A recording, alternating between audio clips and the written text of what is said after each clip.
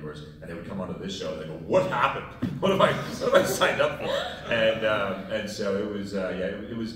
Eureka was one of those shows. It was the hardest show that you'll ever love, but it was definitely the hardest show I've ever been on. Yeah. Every director I talked to said it was the hardest. It was just one of those things. It was very ambitious. Netflix was a small network, but it was still like it was a weird time because you got to remember this is before Dexter blew up and Green Black had really brought back Showtime. This is before Mad Men at AMC. This is before Netflix and Amazon. It was network. Yeah. Network was king. It was all about. It was all network, and then with Battlestar Galactica, all of a sudden it was like sci-fi was a real network, except they didn't have the engine room yet, and so it was.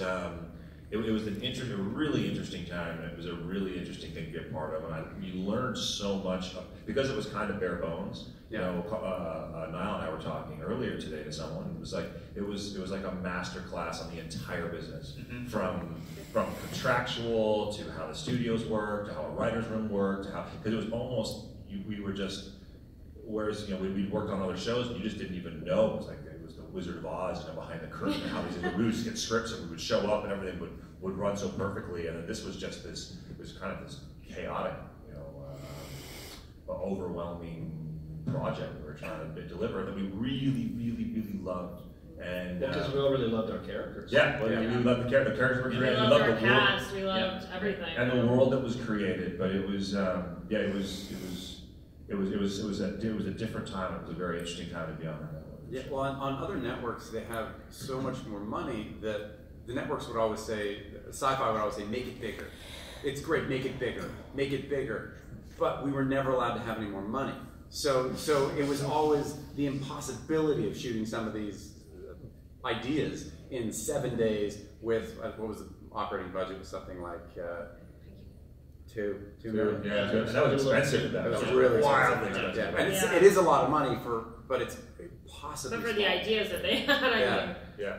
So the smoke and mirrors of it were amazing. Like, you hear the idea and you're like, "What? That's not going to work." I remember I had to be underwater in this thing, and we couldn't afford a tank. So Pedro was like, "Here's what we're going to do.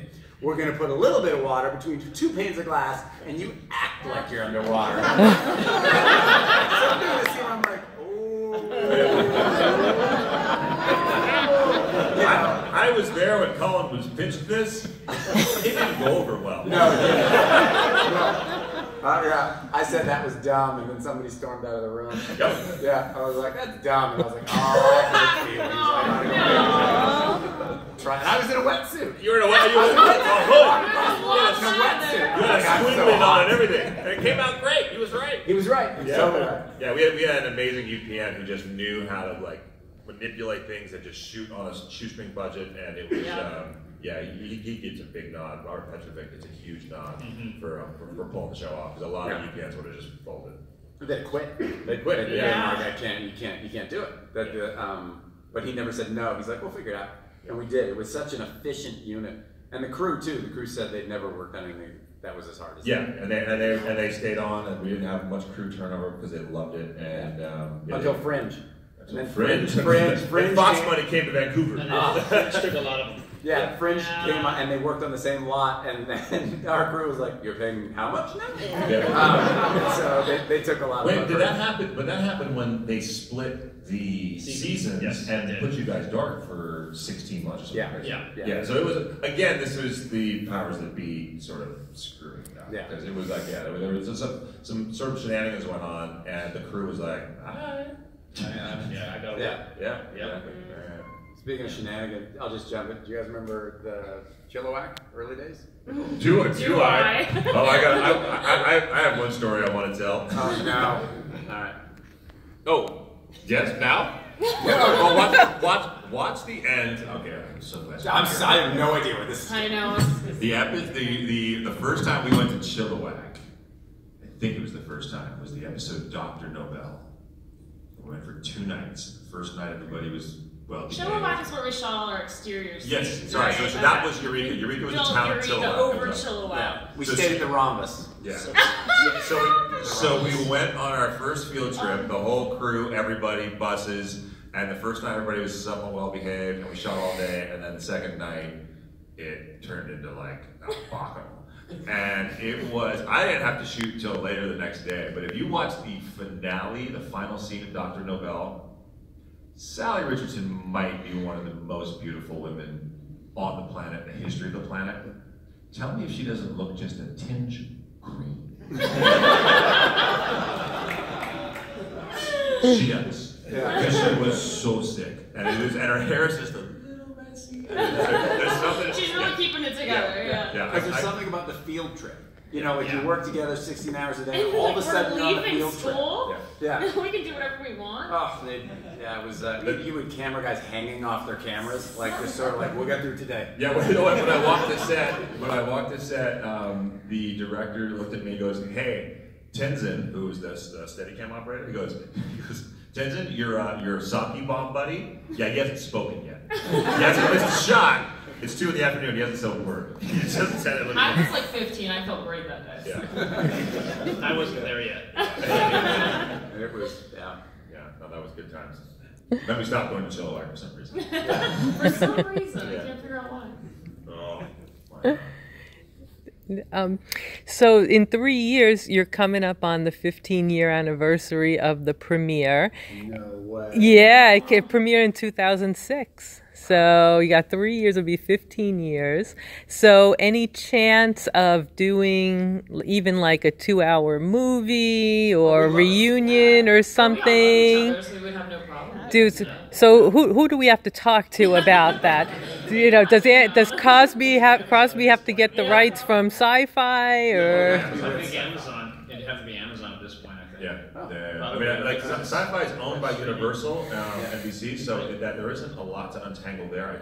I mean, this is you have to be able to untangle these webs behind the scenes. Who owns what? Who owns the property? I know Andrew Cosby, the creator of the show, and I are still good friends. He just wrote he left the show, went and created Boom Comics, and then he just wrote the new Hellboy that's about to come out. And so I know that both he and Jamie, I'm sure, would be open to it. So yeah, and Sci-Fi is owned by NBC Universal, so I don't think there's any like rights issues there. So I think it'd be more just like who wants to put the money up and yeah, exactly. make it. And we were joking backstage that it'd be funny if Zoe was the sheriff and Stark and I are roommates in some cabin up in the woods. She comes to get information and we're just disagreeing the whole time. Dad, when are you gonna grow up? Like Dad? the old man in the balcony of the Muppets. That's pretty much what you guys are right now. Yeah, pretty much. You get them together, they're the old men from the Muppets. Look at their shirts. Yeah, long sleeves are better. That's all I'm saying. Weather protection. Not when you got Ed Quinn guns, right? Yeah. I don't know how many people are aware. Can you guys talk a little bit about the mad rush to get the finale put together? Oh yeah. The show NBC Universal was bought by Comcast, so they decided they were going to go the reality television route. They said this is your last season, and in so doing, the writers were desperately trying to wrap up all of the threads that they had sort of set up, and they had to go to the network and said, we can't do it. We can't elegantly end the show. We were trying to bring it in a little faster than we'd wanted. Could we have an extra episode? And which is a lot to ask. You know, you're asking a network to give you another $2.5 million, cause creative Just reasons. trust us. And they don't hear that. They're like, just make it weird and end it. But they did. They gave us an extra episode, and that was incredibly appreciated. Yeah, like that. What episode were we filming when we found out? Because we actually found out on a Friday that we were getting picked up. Oh, yeah, And then we found out on Monday that we were canceled. You had a date to write the episode. Yeah. Like I got a phone call. I can't remember where I was, but I got a call. And they go, "We're canceled. We're doing one more episode. Will you come back for the finale?" I'm like, "Yeah. What is it?" I go, "It's like tomorrow. I mean, we're writing it right now." I'm like, "Yeah." It was they told Jamie yes on a Friday, and they said, "But we need the script Monday." So he wrote it over the weekend, which is really fast. Which is a lot to write. To turn around a script. Although they were no strangers to that. Remember Launaville's episode? We shot blind. Yeah. We showed up. Was it 4 days? I think it was 3 or 4 days. 3 or 4 days. We came in the morning, and we would get our 10 or 11 pages that we were going to shoot, having no idea what happened earlier on in the script. I'm like seeing page 43, and I'm like, okay, but what did Zane do before this? So I don't know yet. Really? So I have no. Was it a good day or was it a bad day? It was, and I remember like every department didn't know what to do because you'd get the pages in the morning, and you'd say, okay, full cast, full crew, Boundary Bay. We don't know what we're shooting. We don't know the scenes, but we'll sort it out when we get there. And you guys know the dialogue that we delivered in Eureka. We were learning this the morning of, and then going and filming. I remember the props department had to set up in a corridor a bunch of like explosives that would go down, and Shemgo was like, "There's a Home Depot like 20 minutes from here. I can get some Christmas lights. I can get some lanterns and a bunch of spray paint." And he came back and put the whole thing together, and we're shaking our heads like this is. But what we did is we shot the C plot first, right? Because it doesn't need to hold together as well. Then the B plot, and then by the time we had no idea how it was all going to piece together. We needed the A plot. Like they're like, tomorrow for sure. Tomorrow we're going to get you what the episode is. It was neat to find out what it was. Eric Blanco, by the way, is one of the biggest working directors in television. He shoots great pilots. He's won an Emmy. I mean, and like you have a director who is used to working on shows like Lost and CSI, and all of a sudden he's like, "So I have no script. I have nowhere to prep. Welcome to Eureka. I have a location that I can stand and just wait for pages to scan." And that, like I said, like it really is. I mean, I don't know if I won't speak for you guys, but it was the hardest show I've ever been a part of, and I've never seen people work harder to do something they love. And that's why you learn a lot. You learn a lot, but then also I mean people just love the show, and it means so much to them, and it's a part of all of our history that it really means a lot.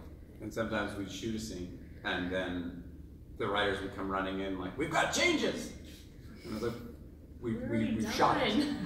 Oh no, that happened a few times in which we would be on. I remember the PAs would have this look where we'd be on set shooting a scene in the lab, and the PAs would come in and they'd have all these pages, and they'd be handing out the pages, and they'd have this sort of look like, and you'd look at it and you go, wait a minute, we shot this yesterday. And they're like, yeah. We're gonna reshoot this? No. So what is this exercise with futility we're doing right now? We're just doing our jobs. That yesterday's work has been rewritten. That's not going to be reshot. All right. Yeah. Not counterproductive.